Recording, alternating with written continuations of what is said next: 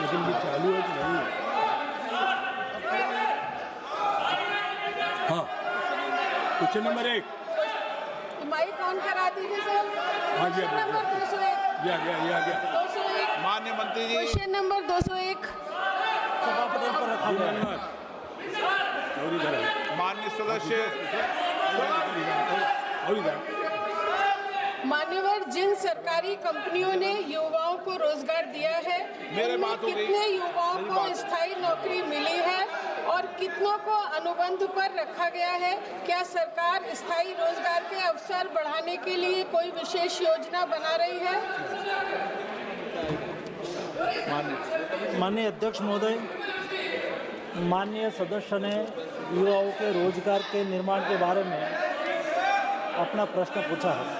मैं आपके माध्यम से सदन को बताना चाहता हूँ, पिछले 10 साल में मोदी जी के नेतृत्व में देश में रोजगार का निर्माण हुआ, युवाओं को एम्प्लॉयमेंट मिला और पिछले 1 साल में 16 महीने में ही भारत सरकार की ओर से 11 लाख से अधिक युवाओं को रोजगार मेला के माध्यम से रोजगार उपलब्ध कराया गया।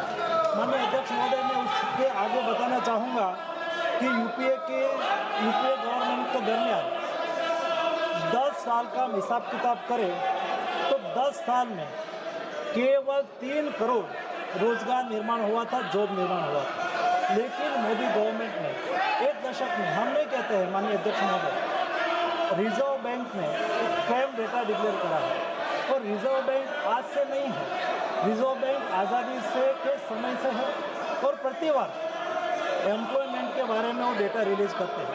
माननीय अध्यक्ष महोदय, मुझे बताते हुए खुशी हो रही है कि पिछले 10 साल में रिजर्व बैंक के एस्टिमेट के अनुसार 17 करोड़ से अधिक युवाओं को जॉब प्राप्त हुई, रोजगार मिला।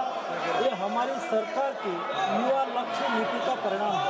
माननीय अध्यक्ष महोदय, मैं आपके द्वारा ये भी सूचित करना चाहता हूँ, मोदी जी ने रोजगार निर्माण करा और मोदी जी ने आने वाले 5 सालों में भी रोजगार के लिए कार्य योजना भी बनाई। जब मोदी 3 गवर्नमेंट का प्रारंभ हुआ और मोदी 3 गवर्नमेंट के पहले ही बजट में आने वाले 5 साल में 4 करोड़ से अधिक जॉब निर्माण करने के लिए 2 लाख करोड़ से अधिक रकम से खर्च से प्रधानमंत्री विकसित भारत रोजगार योजना भी अनाउंसमेंट करा और ये योजना का आज बहुत अच्छा नतीजा भी मिल रहा है और आने वाले दिनों में देश में 4 करोड़ नए रोजगार निर्माण में भी ये योजना का महत्वपूर्ण योगदान रहेगा।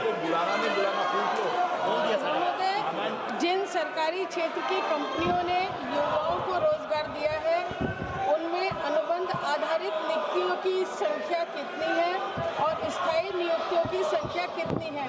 साथ ही क्या सरकार ये सुनिश्चित करने के लिए कोई कदम उठा रही है कि युवाओं को स्थायी और सुरक्षित रोजगार मिले? माननीय अध्यक्ष महोदय, युवाओं को स्थायी रोजगार उपलब्ध हो और युवाओं को गवर्नमेंट सेक्टर में, प्राइवेट सेक्टर में जॉब अपॉर्चुनिटी उपलब्ध हो, इसके लिए मोदी सरकार ने जो प्रयास करा है, कोई भी देश में जब मैन्युफैक्चरिंग सेक्टर बढ़ता है तो रोजगार निर्माण होता है, एग्रीकल्चर सेक्टर आगे बढ़ता है तो रोजगार निर्माण होता है। अलग अलग सेक्टर में जब देश में प्रोडक्शन बढ़ता है तो रोजगार का निर्माण होता है। मुझे माननीय अध्यक्ष महोदय बताते हुए खुशी हो रही है, देश में एग्रीकल्चर सेक्टर में 1 दशक पहले रोजगार निर्माण -16% था, वो आज बढ़ के 19% रोजगार निर्माण एग्रीकल्चर सेक्टर में हुआ है। माननीय अध्यक्ष महोदय, मैं मैन्युफैक्चरिंग सेक्टर की बात करूं तो पिछले 1 दशक में, जब यूपीए के 1 दशक में 2004 से 2014 केवल 6% मैन्युफैक्चरिंग सेक्टर में रोजगार निर्माण हो रहा था, पिछले 1 दशक में मोदी सरकार में मैन्युफैक्चरिंग सेक्टर में 15% रोजगार निर्माण हुआ है। वैसे ही सर्विस सेक्टर, जो आपने युवाओं की बात कही है, युवा खास करके सर्विस सेक्टर में ज़्यादा काम करते हैं। पिछले एक दशक में और यूपीए के 1 दशक के साथ में तुलना करूं तो यूपीए के एक दशक में 25% सर्विस सेक्टर में जॉब निर्माण होता था। आज मोदी सरकार में सर्विस सेक्टर में 36% रोजगार निर्माण के साथ देश आगे बढ़ रहा है। माननीय अध्यक्ष महोदय, अनएम्प्लॉयमेंट रेट देश में आज 3.2% है, जो डेवलप्ड कंट्री के बराबर है या तो डेवलप्ड कंट्री से कम भी है। ये स्थिति आज मोदी गवर्नमेंट में यूथ और देश के नागरिकों के जॉब के लिए सुनिश्चित करी गई है। माननीय सदस्यगण, मैंने पहले भी आग्रह किया है, फिर माननीय सदस्यों से आग्रह कर रहा हूं कि आकांक्षा अपेक्षाओं के लिए भेजा है। मैं रोज आपसे प्रयास करता हूं कि सदन चले। देश की सबसे बड़ी लोकतांत्रिक संस्था है, इसकी मर्यादाएं परंपरा रही है। इसी सदन के अंदर हमारे पूर्व सांसदों ने अच्छी चर्चा संवाद के साथ संसद की गरिमा को बढ़ाने का काम किया है। मैं रोज प्रयास करता हूं कि आप भी संसद की गरिमा को बनाए रखें। तख्तियां, नारेबाजी, इससे सदन नहीं चलेगा और लोकतंत्र में नियोजित तरीके से सदन को बाधित करना ये लोकतांत्रिक प्रक्रियाओं के लिए अच्छा नहीं है, परंपराओं के लिए भी अच्छा नहीं है।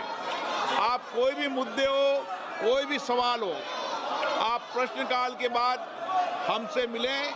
हम नियम प्रक्रियाओं के अंदर आपको हर मुद्दों पर, हर विषय पर चर्चा करने का पर्याप्त मौका देंगे।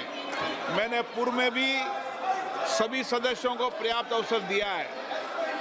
कई महत्वपूर्ण विधेयकों पर चर्चा होनी है, जिसमें आप सब माननीय सदस्य अपने विचार व्यक्त करना चाहते हैं, पर आप सदन अगर बाधित करना चाहते हैं, सदन नहीं चलाना चाहते, तो ये अच्छी परंपरा नहीं है। देश की जनता आपको देख रही है कि आप नियोजित तरीके से रोज नारेबाजी करते हैं, तख्तियां लहराते हैं, सरकारी संपत्तियों पर नुकसान पहुंचाने का प्रयास करते हैं। ये उचित नहीं है और ये आपकी संसदों की व्यवस्थाओं के लिए भी उचित नहीं है।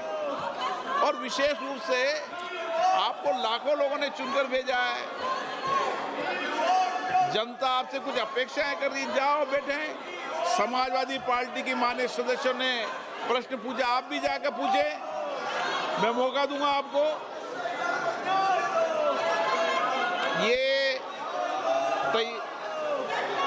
ये आचरण आपका उचित नहीं है। ये संसद की कार्य पद्धति के अनुरूप नहीं है। इसलिए जाइए बैठिए। आप सदन नहीं चलाना चाहते, प्रश्नकाल नियोजित तरीके से बाधित करना चाहते हैं। प्रश्नकाल, फिर मैं आपसे आग्रह कर रहा हूं, फिर मैं आपको मौका दे रहा हूं कि प्रश्नकाल के बाद हर विधेयक पर शून्यकाल में आपको हर मुद्दे को उठाने की परमिशन दी जाएगी। मुझे लगता है